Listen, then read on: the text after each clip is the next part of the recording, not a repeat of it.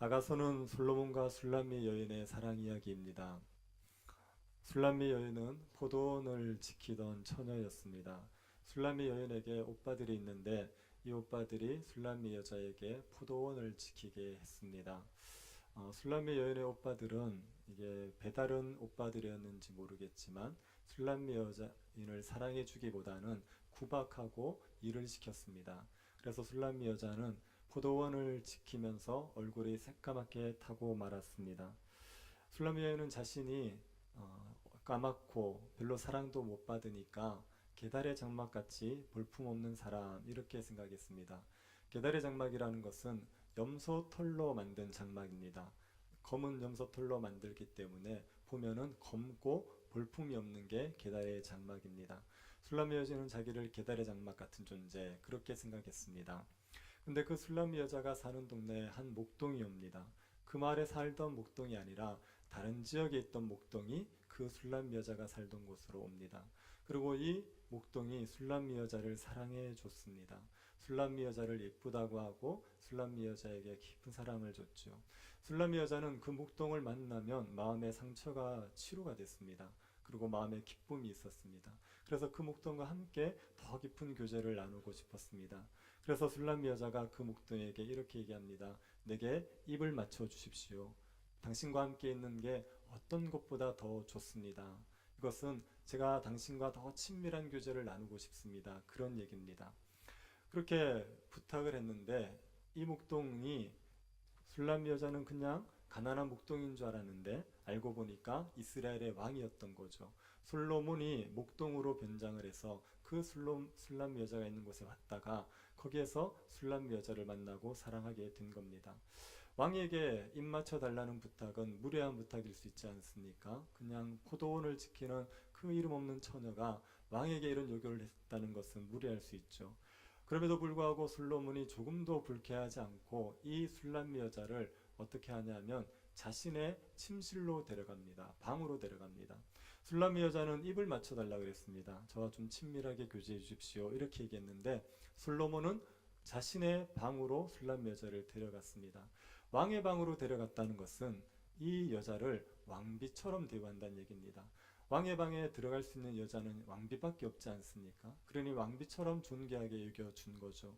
술람미 여자는 솔로몬에게 왕비같이 존귀 여김을 받았습니다. 이 사랑을 받고 나니까 술람미 여자의 자기 인식이 바뀌어지게 됩니다. 원래는 게달의 장막 같은 존재 이렇게 생각했죠. 볼품없는 존재 그렇게 생각했습니다. 근데 왕의 침실에 갔다 오고 나서는 자신을 솔로몬의 휘장 같은 존재라고 생각합니다. 솔로몬의 휘장은 솔로몬의 방에 있는 커튼입니다. 왕의 방에 있는 커튼이면 얼마나 고급스럽겠습니까? 자신은 게달의 장막같이 볼품없는 존재라고 생각했는데 그 솔로몬의 사랑을 받고 나서는 이제는 솔로몬의 휘장 같은 존재다. 나는 존귀한 존재다. 그렇게 인식이 바뀌게 되었습니다. 솔로몬의 왕의 사랑이 이 술람미 여자의 자기 인식을 변화시켰습니다. 이것은 하나님의 사랑이 우리를 변화시킨다는 것을 보여주는 겁니다. 사람은 누구나 게달의 장막 같은 존재입니다. 정말 볼품없는 존재지요. 그런데 하나님의 사랑을 받아보십시오. 만왕의 왕이신 하나님이 나를 사랑한다는 걸 확신하게 되면 그때 자신에 대한 인식이 바뀝니다. 나도 솔로몬의 휘장 같은 존재다. 그렇게 변하게 됩니다. 제가 청소년 사역하면서 애들 보면서 안타까웠던 게 애들은 자존감이 굉장히 낮습니다. 우리나라 고등학생 정도 되면요 다들 자기가 게달의 장막이라고 생각합니다. 정말 볼품없다고 생각하죠. 얘들을 살릴 수 있는 건 유일한 게 하나님의 사랑을 믿는 거예요. 하나님이 우리를 사랑하신다는 걸 믿으면 그러면 아이들이 살아나게 되어 있습니다. 그래서 하나님의 사랑에 대해서 많이 얘기해 줬습니다. 하나님이 너 사랑한다. 너 얼굴이 이상하게 생겼어도 하나님이 너 사랑한다. 공부를 못해도 하나님이 너 사랑한다. 집안이 안 좋아도 하나님이 너를 사랑한다. 얘기를 많이 해줬습니다. 그런데 애들이 잘 받아들이질 않습니다. 하나님이 사랑한다고 얘기해도 이걸 사실로 받아들이지 않습니다. 제가 왜 그렇게 안 믿는지 보니까 두 가지 이유가 있었어요. 첫 번째는 하나님의 존재 자체가 믿어지지 않습니다. 하나님이 계시다는 게 믿어지지 않죠. 어릴 때부터 교회를 다녔던 애들도 약간의 어려움이 생기지 않습니까? 뭐 성적을 바닥을 친다든지 아니면 안 좋은 일이 생기면 하나님이 계십니까? 이러고 달려듭니다. 하나님이 정말 살아계십니까? 하나님이 살아계신데 왜 나에게 이런 어려움을 줍니까? 그리고 하나님의 존재를 의심하게 되죠. 하나님의 존재가 믿어지지 않으니까 하나님 나를 사랑한다고 얘기해도 믿어지지가 않습니다. 그리고 하나님의 존재를 믿는 아이들의 경우에도 하나님의 사랑을 확신하지 못하는 이유가 있습니다. 그것은 자기 행위를 보니까, 자기 행실을 보니까 사랑을 받을 만하지를 않거든요. 하나님의 백성답게 살지를 못합니다. 말씀과 기도 생활을 하느냐? 그렇지 않죠. 예배를 똑바로 드리느냐? 그것도 아니지요. 욕을 하고 친구들과 싸우기도 하고 거짓말도 하고 부모님 말씀 안 듣고 그런 죄를 짓는 게 누적되어 있으니까 하나님이 나를 사랑할 거라는 생각 자체를 하지 않는 겁니다. 하나님의 존재를 알지만 하나님의 사랑을 확신하지 못하는 사람들은 복음에 대해서 잘 모르기 때문입니다. 복음의 진리에 견고하게 서 있지 못하기 때문에 자꾸만 자기 행실 때문에 하나님이 자기를 사랑하는지 아닌지를 판단하게 되는 겁니다. 복음은 우리가 율법의 행위가 아니라 믿음으로 의로워진다는 겁니다. 갈라디아서 2장 16절이 복음의 핵심이죠. 사람이 의롭게 되는 것은 율법의 행위로 말미암음이 아니요 오직 예수 그리스도를 믿음으로 말미암은 줄 알므로 우리도 그리스도 예수를 믿나니 이는 우리가 율법의 행위로서가 아니고 그리스도를 믿음으로써 의롭다함을 얻으려 함이라.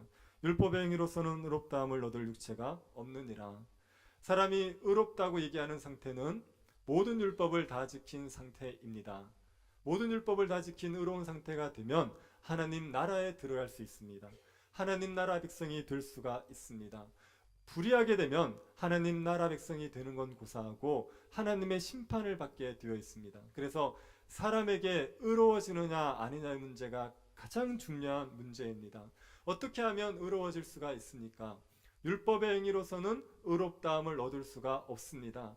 우리가 어떤 율법을 지키는 행위로는 하나님 앞에 의롭다는 인정을 받을 수가 없습니다. 우리는 율법을 지킬 수가 없기 때문에 율법을 지키면 의로워지는 게 맞지만 우리는 율법을 지키는 방식으로는 의로워질 수가 없습니다. 그래서 하나님께서 우리에게 믿음으로 의로워질 수 있는 길을 열어놓으신 겁니다. 예수 그리스도를 믿기만 하면 그분이 하나님의 아들이시고 그분이 우리를 위해서 십자가에 죽으셨고 그분이 부활하셨다는 이 사실을 역사적인 사실로 실제로 있었던 사실로 믿기만 하면 그러면 하나님께서 우리에게 의를 선물로 주시게 되는 겁니다. 우리의 어떤 행위와 상관없이 예수 그리스도를 믿는 믿음으로만 충분히 완전히 의로워지는 겁니다. 여기에 우리가 뭘 더할 필요가 없습니다. 우리의 행위가 우리가 의로워지는데 조금도 영향을 주지를 못합니다. 할례를 받아야 된다, 율법을 지켜야 된다 하는 말들은 다 다른 복음이죠. 예수를 믿는 것만으로 충분하고 예수를 믿는 것만으로 완전히 의로워지게 되는 겁니다. 어떤 행위도 필요 없고 그리스도의 십자가를 받아들이기만 하면 하나님이 주시는 완전한 의의 복을 누릴 수가 있습니다. 근데 여러분, 이 복음의 진리가 사도 바울이 주장했던 복음인데 이게 진짜라는 걸 어떻게 증명할 수 있겠습니까? 믿으면 의로워진다는 게 좋습니다. 그것이 우리에게 기쁜 소식이긴 하지만 정말 그게 사실이라는 걸 확인할 수 있는 증거가 있겠습니까? 예수를 믿는 것만으로 의로워진다는 것을 증명할 수 있는 그것이 진짜라는 것을 우리에게 보여줄 수 있는 증거가 있겠냔 말입니다. 사도 바울이 갈라디아서 3장에서 그 증거를 얘기하고 있습니다. 두 가지 증거를 얘기합니다. 첫 번째는 체험적인 증거입니다. 그게 3장 1절부터 5절의 내용이고요. 그리고 6절부터 9절까지는 성경의 증거를 제시하고 있는 겁니다. 체험적인 증거가 있습니다. 우리가 믿음으로 의로워진다는 것을 명확하게 알 수 있는 체험적인 증거가 있습니다. 그것이 어떤 것인지 1절부터 5절에서 설명하고 있습니다. 1절을 다시 한번 보시겠습니까?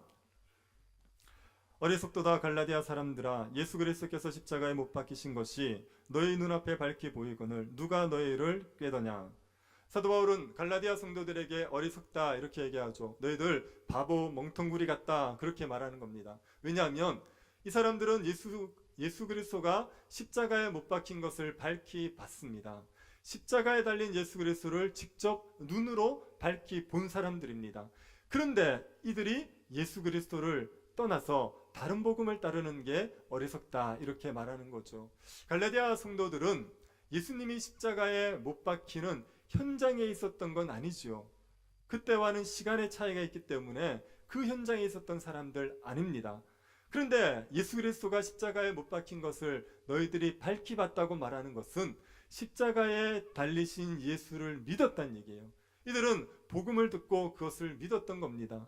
그 예수 그리스도를 믿었던 사람이 다른 복음, 율법을 지켜야지 의로워진다고 말하는 그 다른 복음을 따라 사는 것이 어리석다, 이렇게 얘기합니다.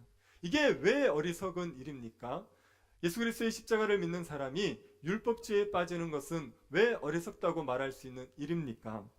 예수님이 십자가에 죽으신 이유는 우리가 율법을 지킬 수 없기 때문입니다. 우리에게 율법을 지킬 수 있는 능력이 없기 때문에, 율법을 지켜서 의로워질 수 없기 때문에 예수님이 십자가에 대신 죽으신 겁니다. 갈라디아서 2장 21절 다시 한번 보시겠습니까?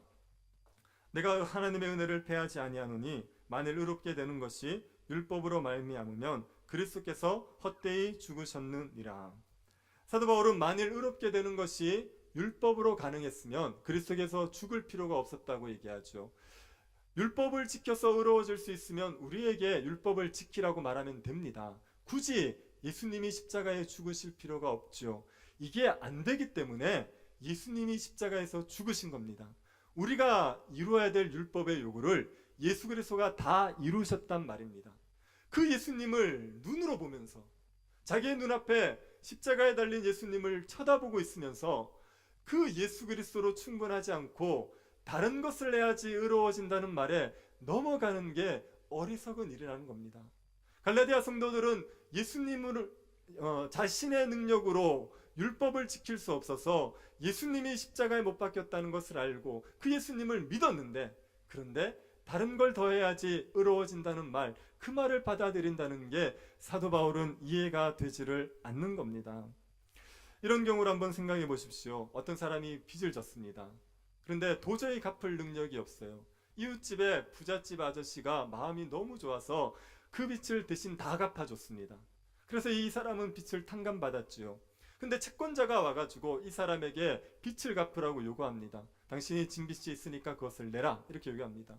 이 사람은 빚을 갚을 필요가 있습니까, 없습니까? 없죠. 이웃집 부자 아저씨가 다 갚아줬지 않습니까?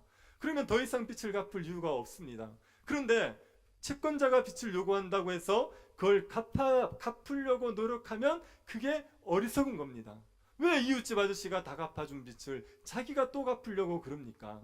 예수님은 우리가 율법의 요구를 이룰 수 없기 때문에 우리 대신 십자가에서 죽으심으로 율법의 요구를 다 이루셨어요. 율법의 저주도 대신 받으셨고 우리에게 의를 주시기 위해 율법도 다 지키신 분이 예수님입니다. 그 예수님을 믿는다고 말하면서, 그 예수님을 밝히 본다고 말하면서, 그러면서 율법의 행위를 해야지 의로워진다는 말에 넘어가는 게 어리석은 겁니다. 이건 말이 안 되는 겁니다. 여러분, 우리를 꿰는 사람이 있습니다. 우리를 유혹하고 꼬시는 사람들이 있습니다. 우리가 예수 그리스도를 믿고 있음에도 불구하고 다른 복음을 따르도록 우리를 유혹하는 사람들이 있습니다. 그런 사람들의 거짓 가르침이, 그들의 가르침이 참인지 거짓인지를 분별하는 방법은 예수 그리스도의 십자가를 중심으로 생각해 보는 겁니다. 예수 그리스도의 십자가에 못 박히신 그 사건이 어떤 의미인지를 명확히 아는 사람은요, 거짓 가르침에 넘어가지를 않습니다. 거짓 가르침을 분별해낼 수가 있습니다. 우리나라에 재림 예수라고 하는 사람이 몇 명인지 아십니까? 스스로 재림 예수라고 주장하는 사람이 40명입니다. 요 40명이요, 나름대로 성공한 사람이에요. 실패한 사람들은 훨씬 많습니다. 그렇게 이단들이 많습니다. 이단들에 대해서 연구하려고 그러면요, 얼마나 시간이 많이 걸리는지 몰라요. 근데 여러분, 자꾸 이단들을 연구하려고 애쓰지 마시고요, 복음이 뭔지를 명확하게 하시면 이단들을 분별할 수가 있습니다. 자, 그러니까 위조 지폐를 가리는 사람들 있지 않습니까? 그 사람들에게 위조 지폐를 보여주지 않는데요. 위조 지폐 보고 이게 진짜 이게 위조 지폐다 이렇게 알려주지 않는데요. 위조 지폐 가리는 사람들에게 진짜 돈을 열심히 보게 한답니다. 그걸 다 보고 진짜 돈이 어떻게 되는지 모든 걸 다 알면 어떤 위조 지폐를 갖다 놔도 분별할 수 있다는 거죠. 그러니까요, 우리가 기독교 십자가 복음의 진리를 명확하게 알지 않습니까? 그러면 거짓 가르침에 넘어가지 않습니다. 이걸 분별할 수 있는 능력이 생깁니다. 이단들은 예수를 높이지 않죠. 이단들은 교주를 높입니다. 예수를 언급하지 않느냐? 그렇지 않습니다. 예수를 언급하지만 교주를 높입니다. 그래서 예수 그리스도를 높이지 않는 모든 가르침은 다 가짜입니다. 그리스도를 높이는 것이 진짜 말씀에 근거한 가르침이지, 그리스도가 아닌 다른 것을 높이게 하는 것은 다 거짓 가르침입니다. 그리고 예수 그리스도로 충분하지 않다고 말하는 것도 다 거짓말입니다. 율법주의는요, 예수 믿는 것으로 충분하지 않으니까 뭔가를 더해야 된다는 게 율법주의입니다. 이런 것들도 다 거짓가르침입니다. 예수 그리스도의 십자가에 집중하게 만들고 그 십자가로 말미암아 충분함을 누리게 하고 그 십자가를 높이게 하는 게 예수 하나님께서 우리에게 주신 말씀에 근거한 가르침입니다. 그래서 누가 뭐라고 얘기하든지 간에 그리스도의 십자가를 근거로 판단해 보셔야 됩니다. 그리스도의 십자가에 합당한 가르침인지 아닌지를 판단해 보셔야지 여러분이 거짓 가르침에 넘어가지 않을 수가 있습니다. 갈라디아 성도들은 십자가에 달린 예수 그리스도를 밝히 봤어요. 자기의 눈앞에 십자가에 달린 예수 그리스도가 보였습니다. 그런데도 불구하고 거짓 가르침에 따라가는 어리석음을 범했죠. 사도 바울이 이들이 얼마나 어리석었는지를 다시 한번 증명하기 위해서, 그들의 어리석음을 명확하게 드러내기 위해서 그들이 체험했던 일을 근거로 다시 한번 설명합니다. 이들이 체험했던 것들이 어떤 건지 보십시오. 2절입니다. 내가 너희에게 다만 이것을 알려하노니 너희가 성령을 받은 것이 율법의 행위로냐 혹은 듣고 믿음으로냐. 갈라디아 성도들이 성령을 받았습니다. 예수 믿는 자에게 성령이 임하는데 그 성령을 갈라디아 성도들이 받았습니다. 그런데 성령을 받을 때 율법의 행위를 해서 성령을 받았습니까? 듣고 믿었더니 성령이 임했습니까? 듣고 믿었더니 성령이 임한 겁니다. 이 갈라디아 성도들이 할례를 받았더니 성령이 임한 게 아닙니다. 율법의 음식 규례를 잘 지켰더니 성령이 임했던 것도 아닙니다. 율법에 따라 착하게 살았더니 성령이 임한 게 아니고 그냥 십자가 복음을 듣고 믿었어요. 믿었더니만 성령이 임하게 된 겁니다. 사도 바울이 이걸 가지고 얘기하죠. 너희들에게 성령이 임한 게 언제냐 이렇게 묻지 않습니까? 갈라디아 성도들은요, 성령이 임한 걸 다 압니다. 자기가 성령을 받았다는 걸 압니다. 성령을 받았는데 받았는지 안 받았는지 헷갈리는 경우는 없습니다. 성령을 받았으면 자기가 성령 받은 걸 다 알죠. 너희들 성령 받을 때 한번 생각해봐라. 율법의 행위를 했을 때 성령이 임했냐, 듣고 믿을 때 성령이 임했느냐, 그렇게 얘기하는 거죠. 갈라디아 성도들은 아무것도 하지 않았는데 듣고 믿었더니만 성령이 임하였습니다. 그래놓고 왜 율법의 행위를 지켜서 의로워진다는 그 말에 넘어가냐고 지금 말하고 있는 겁니다. 성령을 듣고 믿을 때 받았던 사람이 율법의 행위를 지켜서 의로워지려고 하는 것은 어리석은 겁니다. 왜 그러냐면 성령이 임했다는 얘기는요, 그 사람이 의로워졌다는 걸 증명해 주는 겁니다. 성령은 아무에게나 임하지 않고 의로운 사람에게만 임하게 되어 있습니다. 유대인들은, 이방인들은 절대로 성령을 못 받는다고 생각했습니다. 이유가 뭐냐면 이방인들은 율법을 안 지키거든요. 이방인들은 불의하기 때문에 그들에겐 성령이 임하지 않는다고 생각했습니다. 이방인들이 성령을 받으려면 유대교로 개종을 해야 됩니다. 할례를 받아야 되고 율법을 지켜야지, 그래야 성령이 임한다고 생각했습니다. 그런데 갈라디아 성도들이 할례를 받고 율법을 지켜서 성령을 받은 게 아니거든요. 그들은 십자가 복음을 듣고 믿었더니 성령이 임했습니다. 무슨 말입니까? 듣고 믿었더니 의로워졌다는 말입니다. 뭔가를 하지 않았는데 듣고 믿기만 한 것으로 의로워져서 하나님이 주는 성령을 받았다는 말입니다. 그러니까 예수를 믿는 것만으로 의로워진다는 건 예수를 믿을 때 성령이 임했다는 것으로 증명이 되는 겁니다. 이해는 하고 계시는 거죠? 네, 뭔 말인지 아시겠죠? 네, 체험적으로, 우리의 체험적으로 여러분 체험도 한번 생각해 보십시오. 성령을 받은 경험이 있으시죠? 네, 있다고 칩시다. 그런데 성령을 받았을 때 그때 여러분이 어떻게 샀는지를 보십시오. 아니 뭐 어렵게 말고 은혜 받았던 경험을 생각해 보십시오. 막 은혜를 받았을 때 그때 어떻게 살다가 은혜를 받았는지 생각해 보십시오. 정말 착하게 누가 봐도 흠없이 살다가 은혜를 받으셨습니까? 엉망으로 살 때 아닙니까? 예배도 안 드리고 말씀대로 살지도 않고 탐욕적이고 이기적으로 막 살던 사람이 집회에 가서 복음을 들은 거예요. 십자가 복음을 들은 거예요. 그걸 들었더니만 마음에 은혜가 임하지 않습니까? 성령이 역사하지 않습니까?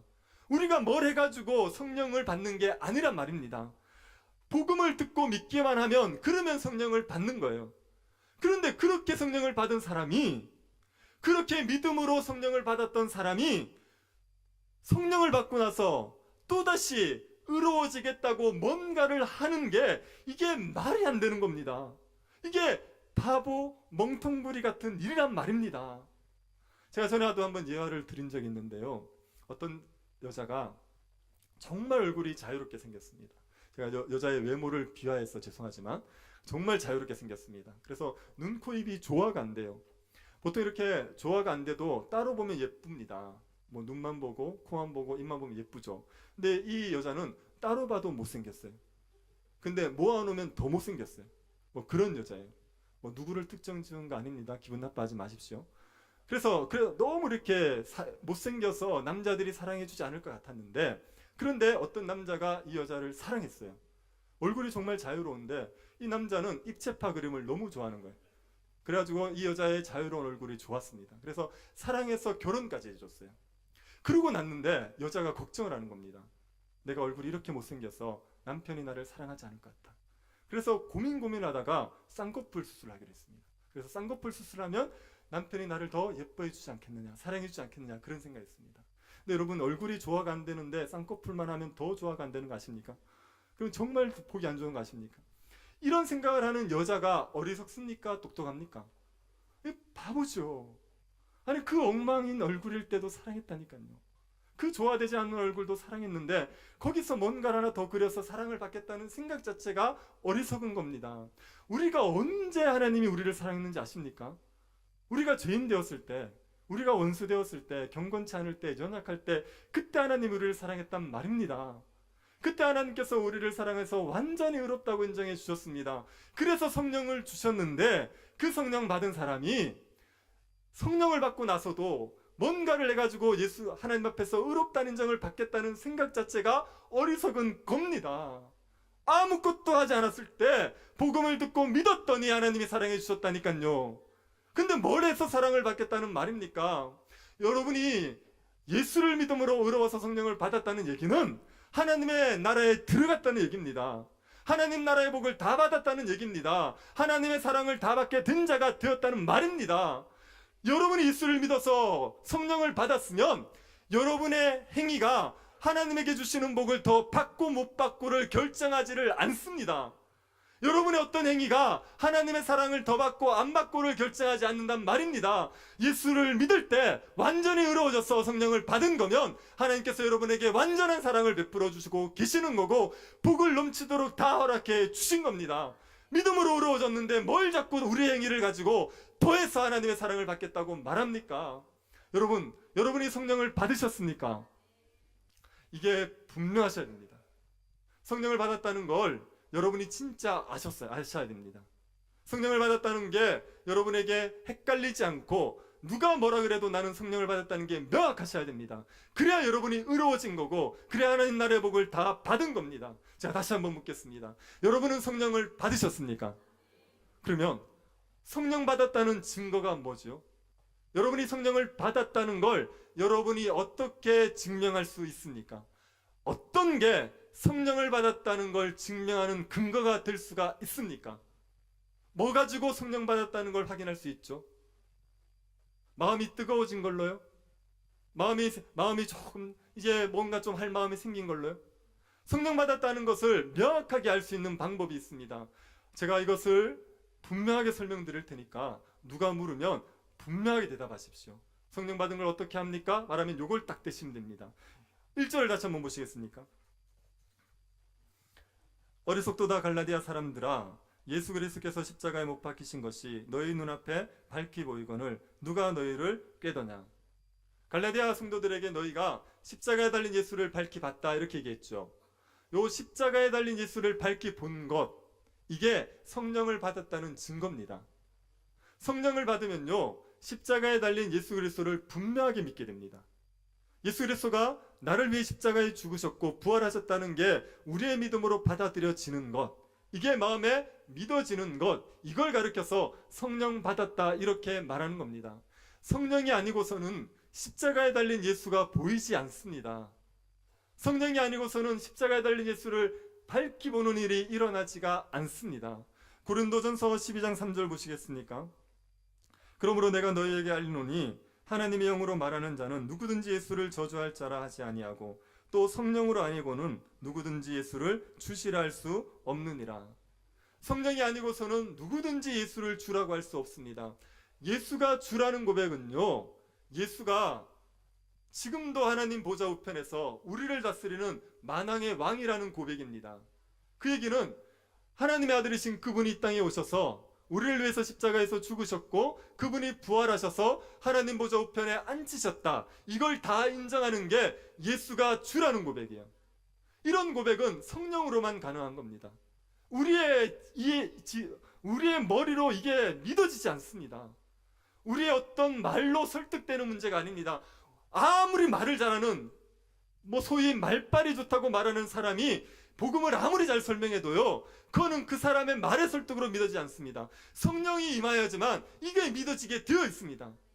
그래서 십자가에 달리신 예수 그리스도를 밝히 본 사람들, 예수 그리스도가 믿어지는 사람들, 그런 사람이 성령 받은 사람들입니다. 방언을 내야지 성령 받은 게 아닙니다. 능력을 행해야지 성령 받은 게 아닙니다. 귀신을 쫓아내고 죽은 자를 살려도 그 사람이 진짜 성령 받은 게 아닐 수 있습니다. 그런데 십자가에 달린 예수 그리스도가 눈앞에 보여지고 그 예수 그리스도를 고백할 수 있으면 그 사람은 성령을 받은 사람입니다. 성령을 받게 되면 우리의 생각과 마음이 바뀌어져요. 십자가에 달린 예수 그리스도를 보게 되면 우리가 생각하던 이전의 생각과 전혀 다른 생각을 하게 됩니다. 예수 그리스도의 십자가는 하나님의 자기 계시라고 말해요. 하나님이 어떤 분인지 알고 싶으면 뭘 보면 되냐면 십자가를 보면 됩니다. 하나님이 우리가 어떤 존재인지를 알고 싶으면 십자가를 보면 됩니다. 십자가에서 우리에게 구원과 신앙생활에 필요한 모든 것이 다 나오게 되어 있습니다. 모든 지혜와 지식의 보물이 십자가에 달려 있습니다. 십자가를 보지 않습니까? 그럼 우리가 알 수 있는 몇 가지가 있어요. 우리 자신을 알게 됩니다. 첫 번째로 우리 자신이 죄인인 걸 알죠. 자기가 좀 의롭다고 생각하던 사람들이 십자가를 보지 않습니까? 그러면 흉악한 죄인인 걸 알게 됩니다. 예수님이 십자가에 왜 달려 돌아가셨습니까? 우리의 죄 때문에. 우리가 형벌을 받아야 되는데 예수님이 대신 형벌을 받으셨습니다. 우리가 얼마나 흉악한 죄인이었냐면요, 십자가에 달려 죽을 만큼 흉악한 죄인이었습니다. 내가 좀 나쁜 죄인이라고 생각하는 것은요, 십자가를 못 본 사람이에요. 우리는요, 십자가에 달려 죽을 만큼 그렇게 흉악한 죄인이었습니다. 그래서 성령 받은 사람들은 누가 자기에게 괜찮다고 얘기하는 걸 인정할 수가 없습니다. 권사님 너무 사람이 좋은 것 같아요. 권사님 보면 예수님이 생각나요. 정말 천사 같아요. 이렇게 얘기해도 그걸 인정할 수가 없습니다. 그런 소리 하지 말라고. 나 인간이라고, 더러운 냄새난 인간이라고 그렇게 얘기할 수밖에 없습니다. 왜요? 매일 십자가를 보니까요. 내가 원래 저기에서 못 박혀 죽었어야 되는 자인데, 내가 저기에서 하나님의 진노를 다 받았어야 될 자인데, 그런데 내가 이렇게 살아있다고 생각하면서 매일 자신의 죄인됨을 깨닫게 되는 겁니다. 그리고 십자가에서 자기의 의로움을 확신하게 됩니다. 나는 진노받아 마땅한 자이지만 예수 그리스도께서 십자가에 죽어주심으로 내가 의롭게 되었구나. 이제는 나의 어떤 행위 때문이 아니라 예수님의 십자가 때문에 내가 완전히 의로운 자가 되었구나, 이걸 확신하게 되는 겁니다. 그래서 십자가에서 자기의 죄인됨도 깨닫고 예수 그리스도로 말미암아 의인됨도 깨닫는 겁니다. 그래서 신자를 가리켜서 의로워진 죄인 이렇게 얘기하는 거예요. 우리는 하나님 앞에 진노받을 죄인인데 예수 그리스도 때문에 의로워졌다고 해서 의로워진 죄인, 이거를 십자가에서 깨닫게 됩니다. 그리고 십자가에서 하나님이 어떤 분이신지도 알게 되죠. 하나님이 죄에 대해서 얼마나 진노하시는 분인지 알게 됩니다. 예수님을 십자가에 못 박은 주체가 누굽니까? 로마 군인이 예수님을 십자가에 못 박았습니까? 유대인들이 십자가에 못 박았습니까? 예수님을 십자가에 못 박은 주체는 하나님입니다. 하나님이 예수님을 십자가에 못 박아 죽이셨어요. 왜냐하면 우리의 죄를 지셨기 때문에. 예수님은 죄인이 되신 겁니다. 죄인이기 때문에 하나님께서 예수님에게 진노를 내리신 거예요. 하나님의 아들이신데, 그분은 하나님의 아들이신데도 불구하고 우리의 죄를 지셨다는 것 때문에 그분에게 하나님께서 진노를 내리셔서 십자가에서 잔인하게 죽게 만드신 겁니다. 하나님은 죄에 대해서 이렇게 싫어하십니다. 죄에 대해서 이렇게 혐오하시고 죄에 대해서 분노하시는 분입니다. 십자가를 보면 그 하나님의 공의로움을 알게 되지요. 그래서 매일매일 십자가를 보는 사람은 죄를 지을 수가 없습니다. 죄를 짓는 걸 싫어하게 됩니다. 하나님이 의로우셔서 예수님을 십자가에 죽일 만큼 그렇게 죄에 대해서 분노하시는 분인 걸 아는데 어떻게 그 죄를 하나님의 백성이 짓고 살겠습니까? 그 공의로우신 하나님 때문에 우리가 죄를 싫어하게 되는 겁니다. 그리고 그 십자가에서 하나님의 사랑도 아는 거죠. 하나님이 우리를 얼마나 사랑하셨는지를 십자가를 보면서 알게 되는 겁니다. 십자가에서 예수님이 우리 때문에 죽지 않았습니까? 우리는 어떤 사람입니까? 우리는요, 하나님과 원수된 사람이에요. 우리는 흉악한 죄인입니다. 우리가요, 형편없는 사람입니다. 그런데 우리를 위해서 하나님께서는 아들을 죽이는 희생을 치르셨어요. 형편없는 죄인을 위해서 치를 수 있는 엄청난 희생을 치르셨습니다. 이 갯만큼이 하나님이 우리를 사랑하신 사랑의 크기입니다. 우리 같은 자들을 위해서 아들을 죽이실 만큼 우리를 사랑하셨죠. 그래서 십자가를 보면 하나님이 우리를 얼마나 사랑하셨는지를 우리는 확신하고 그 사랑 때문에 감사하고 그 사랑 때문에 기뻐하게 되는 겁니다. 그래서 십자가 때문에 우리는 평생을 주님을 찬양하게 되는 거죠. 하나님께서 우리에게 어려움을 주실 때도 있지 않습니까? 우리를 가난하게 만들 때도 있고 우리를 병들게 만들 때도 있습니다. 우리의 뜻대로 일들이 풀리지 않을 때도 있습니다. 그럴 때도 십자가를 바라보면 하나님이 나를 사랑하셨다는 걸 확신하고 그 사랑 때문에 하나님께 찬양과 영광을 돌릴 수밖에 없는 겁니다. 십자가에서 우리는 하나님이 어떤 분이신지를 알게 됩니다. 이걸 알기 때문에 우리의 삶이 바뀌는 거예요. 예수 믿기 전과 전혀 다른 삶을 살아가게 되는 겁니다. 하나님을 사랑하려고 하고 이웃을 사랑하려고 하고 거룩하게 살려고 애를 쓰게 되는 겁니다. 여러분, 우리가 거룩하게 살아서 성령을 받은 게 아닙니다. 우리가 의롭게 살아서 하나님에게 성령의 그 복을 받은 게 아닙니다. 성령을 받았더니 우리가 거룩하게 살게 된 겁니다. 우리는 어떤 행위가 아니라 예수 그리스도를 믿음으로 의로워집니다. 성령을 통해서 그것을 확신할 수가 있습니다. 여러분, 십자가에 달린 예수 그리스도를 날마다 보고 살아가십시오. 이걸 보고 사셔야 됩니다.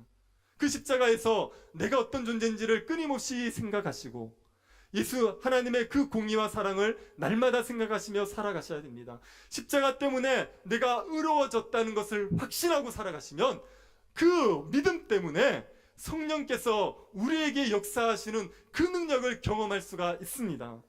5절을 한번 보시겠습니까?